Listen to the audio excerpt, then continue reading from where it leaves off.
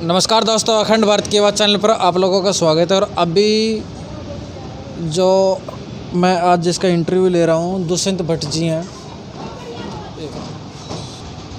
Ward number 25 के MC हैं। तो अभी हम जान लेते हैं अब तक के कार्यकाल में जितना भी वार्ड के अंदर एरिया आता है क्या कुछ विकास कार्य हुए। सबसे पहले सर आपका हमारे चैनल पे स्वागत है। सर नमस्कार। बहुत बहुत धन्यवाद आपका।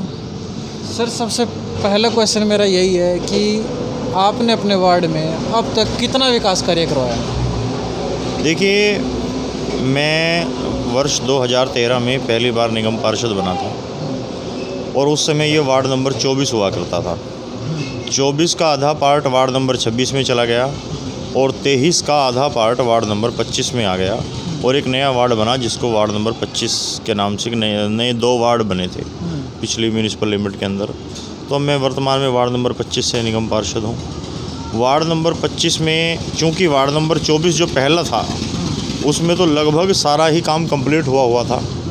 वार्ड नंबर 23 का जो पार्ट वार्ड नंबर 25 में आया था उसके अंदर भी हम लगभग सभी गलियां हम पक्की करवा चुके हैं। 2-4-5% बच रही होंगी, वो भी जल्द ही हो जाएंगी। पानी की निकासी की समुचित व्यवस्था उस क्षेत्र के अंदर हो चुकी है।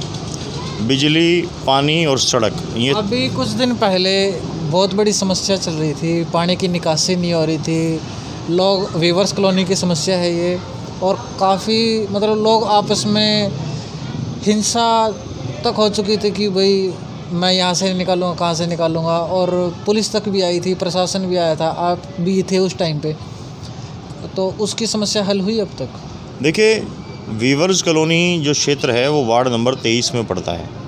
मैं उस क्षेत्र का निगम पार्षद नहीं हूँ, लेकिन मैं एक सामाजिक व्यक्ति होने के नाते उस समय वहाँ पर उस समस्या के समाधान के लिए वहाँ पर खड़ा था।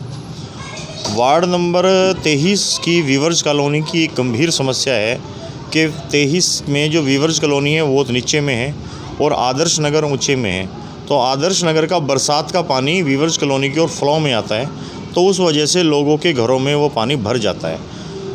वीवर्स कॉलोनी के लोगों ने वहाँ पर एक रैंप बना दिया ताकि आदर्श नगर का पानी वीवर्स कॉलोनी की ओर बरसात का पानी ना आए और लोगों के घरों में ना घुसे।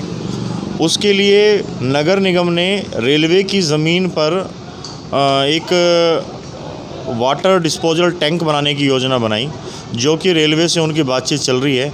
और मुझे उम्मीद है कि वो समस्या का समाधान, आदर्श नगर की इस प्रॉब्लम का समाधान भी बहुत जल्दी होने वाला है, क्योंकि ये दरअसल समस्या कि यदि हम गहराई में जाएंगे तो पानी की निकासी की समस्या केवल आदर्श नगर, वीवर्स कॉलोनी या इस क्षेत्र के अंदर नहीं है।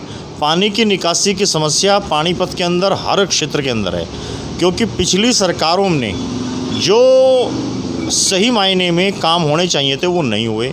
यमुना एक्शन प्लान का लगभग 100 करोड़ रुपया पूरी तरह से ख़त्म हो चुका है शहर के अंदर।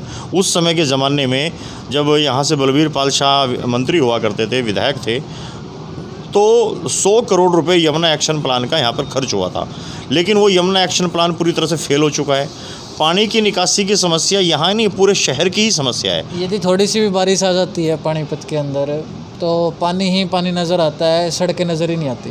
बिल्कुल ठीक कह रहे हो आप। और पानी की निकासी की समस्या पर किसी भी राजनेता ने या किसी भी प्रशासनिक अधिकारी ने इतनी गहरी चिंता नहीं जताई।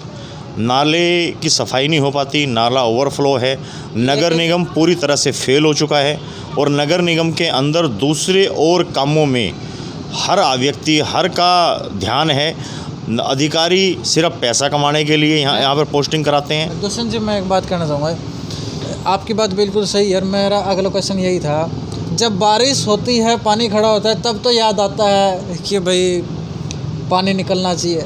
जैसे इस टाइम पर यदि हमारे नालियाँ साफ़ रहें, पानी की निकासी अच्छे से हो, तो पानी खड़ा ही नहीं होगा। इस टाइम पे किसी का भी ध्यान नहीं है। यदि बारिश आ जाए तो सबका ध्यान वहीं पर जाएगा। तो ऐसा कुछ नगर निगम ने कुछ फ्लो चार्ट, रूट मैप तैयार नहीं किया कि पहले से ही एक प्री प्लान होता है कि बारिश आने वाली है, हम पहले से अपने आप को तैयार करें? नहीं, नगर निगम का ऐसा कोई प्लान नहीं है। नगर निगम पूरी तरह से फ्लॉप साबित हुआ है। और मैंने तो शहरी विधायक माननीय प्रमोद विजय, जो हमारे पहले जिलाध्यक्ष भी थे, मैंने उनसे निवेदन भी किया है कि नगर निगम को भंग कराइए आप, और यहाँ पर दोबारा से नगर परिषद की स्थापना कराइए, क्योंकि नगर निगम लोगों की उम्मीदों पर खरा नहीं उतर पाया। नगर निगम के अंदर जितना व्याप्त भ्रष्टाचार है, और यहाँ पर यदि 10,000 करोड़ भी माननीय मुख्यमंत्री जी भेज दें तो भी शहर की कायाकल्प नहीं हो सकती, क्योंकि हर कदम पर तो डकैत बैठे हैं। मैं चोर भी नहीं कह रहा, मैं डकैत कह रहा हूँ। सरकारी पैसे पर डकैती इस प्रकार से डालते हैं, और इस प्रकार की योजना से कि सामने वाला हतप्रभ हैरान कि सरेआम डकैती, जिसको सरेआम डकैती बोलते हैं, उस तरह से यहाँ पर ये ऑफिसर्स नहीं, नगर निगम में डकैत हैं। मेरा यही था जो मैं पूछने वाला था कि दिनों दिन, वैसे तो आपने क्लियर कर ही दिया वो चीज़ें, दिनों दिन भ्रष्टाचार निगम में, मतलब यदि निगम की तरफ हम थोड़ा सा रुख कर लें, हर दिन हम उसके ऊपर RTI लगाने लग जाएं, तो हर दिन कोई ना कोई भ्रष्टाचार निकल कर आता है। तो इस पर क्या कहना होगा? बिल्कुल, इसमें कोई अतिशयोक्ति नहीं है कि नगर निगम जनता की उम्मीदों पर पूरी तरह से विफल हुआ है, और हम भी कह कह कर थक लिए, हमारे भी गले सूख गए कह कह कर, लेकिन नगर निगम के अधिकारियों पर जू नहीं रेंगती। उनकी जड़ें इतनी ज़्यादा गहरी हैं कि एक अधिकारी की आप ट्रांसफ़र करवाते हैं तो वो अधिकारी अगले ही 2 महीने में दोबारा यहीं पर आ जाता है। पानीपत से उनको इतना प्यार है, पानीपत से नहीं, उनको पानीपत की पैसे से ज़्यादा प्यार है, क्योंकि पानीपत एक इंडस्ट्रियल टाउन है, औद्योगिक शहर है, और यहाँ पर हर उद्योग, हर इंडस्ट्री, हर अवैध बिल्डिंग बनाने वाला, अवैध कॉलोनी काटने वाला निगम अधिकारियों के साथ मिलकर पूरी तरह से साठगांठ करके ही वो सारी योजना को अमली जामा पहनाते हैं। और हर नगर निगम का छोटे से लेकर बड़ा कर्मचारी उनके साथ शामिल होता है। कोई 10-15 इस तरह का उनका जो सिस्टम चला हुआ है, वो तो है ही है। वो तो कमीशन खोरी के अलावा मैं बात कर रहा हूँ, जो फाइलें बन रही हैं उनमें कमीशन खोरी है, अवैध कॉलोनियाँ कट रही हैं उनमें सेटिंग है, अवैध बिल्डिंगों का निर्माण हो रहा है उनमें सेटिंग है।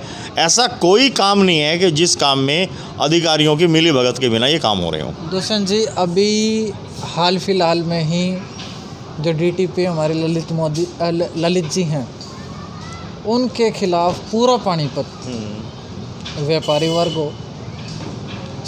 पूरा का पूरा आक्रोश में है। भीम सचदेवा जी की फैक्ट्री इलीगल बता रहे थे और वो तोड़ दी गई है। तो और मुझे ये भी सुनने में आया उनके पास विधायक जी का, पानीपत ग्रामीण महिपाल डांडा जी, पानीपत शहरी प्रमोद विज जी के फ़ोन भी करवाए, उन्होंने फ़ोन नहीं उठाए, पता नहीं किन कारण से नहीं उठाए। और अब पूरा प्रेशर बनाया जा रहा है कि उनका ट्रांसफ़र किया जाए। यदि नहीं किया जाएगा तो व्यापारी वर्ग का ये भी कहना है, यदि नहीं किया जाएगा तो हम अपनी चाबियाँ, दुकानों की चाबियाँ, फैक्ट्रियों की चाबियाँ हम प्रशासन को सौंप देंगे। इस पर आपका क्या कहना है? यह हम सब भारतीय जनता पार्टी के जो विचारक हैं और भारतीय जनता पार्टी के जो कार्यकर्ता हैं, नेता हैं, हम सब पर एक प्रश्न चिन्ह है कि एक अधिकारी की इतनी हिम्मत हो जाए कि वो हमारे जनप्रतिनिधि, हमारे माननीय विधायक जी, हमारे सांसद जी का टेलीफोन ना उठाए। ये हम सब के लिए चिंता की बात है, और हम भारतीय जनता पार्टी के शीर्ष नेतृत्व को इस पर चिंतन मनन मंथन करते हुए व्यापारी और उद्योग जगत की जो ये समस्या है कि बनी बनाई बिल्डिंगें उखाड़ रहे हो, आप बनने क्यों दे रहे हो? आप पहले कमीशन लेके उनको बनवाते हो, फिर पैसे ना मिलने के कारण उनको ढा देते हो। आप जो आपका दिल करता है आप उस फैक्ट्री को तोड़ते हो, जहां आपकी अंडरस्टैंडिंग हो जाती है उस फैक्ट्री को आप छोड़ देते हो। ये बहुत ज़्यादा चिंता की बात है, और मुझे ऐसा लगता है कि अब हम सबको, चाहे वो भारतीय जनता पार्टी का छोटा कार्यकर्ता है चाहे बड़ा कार्यकर्ता है, हम सबको एकजुटता के साथ इन अधिकारियों पर नकेल कसनी ही पड़ेगी। एक मुझे ये सुनने में आया था कि भारतीय जनता पार्टी की मौजूदा सरकार चल रही है, और मुझे ये सुनने में आया था अधिकारी फ़ोन नहीं उठाते हैं। तो इस पर आपका क्या कहना है? यही अधिकारी नहीं, और भी अधिकारी फ़ोन नहीं उठाते हैं, इस पर क्या कहना है? अधिकारी फ़ोन नहीं उठाते तो इसका जवाब जिन नेताओं के फ़ोन नहीं उठा रहे अधिकारी, उनको माननीय मुख्यमंत्री से बात करनी चाहिए और शिकायत दर्ज करानी चाहिए और इस पे उन अधिकारियों के खिलाफ एक्शन लेना चाहिए। अभी कुछ दिन पहले निगम में हड़ताल चली हुई थी, तो किस मुद्दे पे वो हड़ताल थी? क्या वो मुद्दा सुलझा या नहीं सुलझा? जो नगर निगम के सफाई कर्मचारी हैं वो हड़ताल पर थे और वो अपना वेतन बढ़ाने के लिए प्लान कर रहे थे कि उनका हड़ताल की जाए और उनका वेतन बढ़ाया जाए।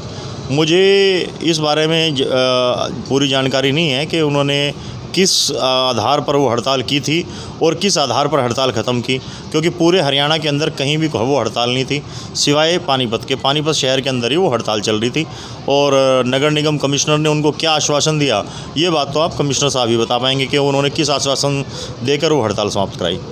तो अभी जैसे सर आपसे बातचीत हो रही है, तो अब मैं आपके वार्ड में की वीडियोस बनाऊंगा, देखूंगा कि एग्जैक्ट ग्राउंड लेवल पे कितना काम हुआ है, कितना नहीं हुआ है, कितने आपके काम से आपके वार्ड के लोग संतुष्ट हैं जी। तो ज़रूरत पड़ी तो आपसे दोबारा से फिर आपका इंटरव्यू किया जाएगा। जो लोगों की समस्याएं होंगी उनको लेकर, यदि नहीं हुई तो एक लोगों की जो राय होंगी वो आपसे एक बार डिस्कस की जाएगी जी। तो इस पर आपका क्या कहना है? बिल्कुल, आपको वार्ड के अंदर जाना चाहिए और जनप्रतिनिधि को बिना बताए जाना चाहिए। अब तो आपने मुझे बता दिया, तो सर आपने मुझे बता दिया, लेकिन आपको मुझे बिना बताए ही वहाँ जाना चाहिए और उसके बाद ही मेरी राय लेनी चाहिए थी, क्योंकि पूरा क्षेत्र, पूरे वार्ड के लोग आप जाइए, अलग अलग क्षेत्र के अंदर जाइए, आप सैनिक कॉलोनी जाइए, आप हरिनगर जाइए, आप गंगाराम कॉलोनी जाइए, आप शक्ति नगर जाइए, आप क्षेत्र के अंदर और लोगों से जानकारी लीजिए। जहाँ अगर कोई छोटी मोटी समस्या है तो हमें हमारी जानकारी में भी आना चाहिए, हमें पता भी होना चाहिए। जानकारी के लिए ही ये पहले मैंने आपको इनपुट डाल दिया और अब मैं इसी चीज़ पे काम करूँगा। और ये एक वार्ड नंबर 25 में नहीं है जी, मैंने एक कैंपेनिंग शुरू की है कि मैं पानीपत के अंदर 26 वार्ड हैं, 26 के 26 वार्डों में जाएंगे, बातचीत करेंगे एमसी से और उनके एरियाज़ में हम देखेंगे उनके वार्ड में कितना क्या कुछ विकास कार्य हुआ है, कितने वायदे किए थे और कितने वायदे पूरे हुए। जी, बहुत बहुत धन्यवाद आपका। आप जाइए और इससे जहां एक और हमें जनता के प्रति, हमारे जनता के मन में हमारे प्रति क्या विचार है उसके बारे में हमें पता लगेगा और फिर आप जैसे सशक्त मीडिया के माध्यम से जनता अपनी आवाज़ उठा सकती है। तो ये हमारे लिए बहुत सौभाग्य की बात होगी कि आप हमारे क्षेत्र के अंदर जाके काम करेंगे। मैं आपको इसके लिए बहुत शुभकामनाएं देता हूँ और धन्यवाद करता हूँ आपका। धन्यवाद सर। तो जैसे अभी हमारे जो वार्ड नंबर 25 से जो एमसी हैं दुष्यंत भट्ट जी, उनसे ख़ास बातचीत हुई। तो यदि किसी को भी कोई भी और क्वेश्चन है तो आप कमेंट बॉक्स में लिख दीजिए, मैं उसका क्वेश्चन का आंसर लेने के लिए मैं दोबारा से आ जाऊंगा। तो इस वीडियो के साथ अपनी ये वीडियो मैं अपनी यहीं पे समाप्त करता हूँ। जय हिंद, जय हरियाणा, जय भारत।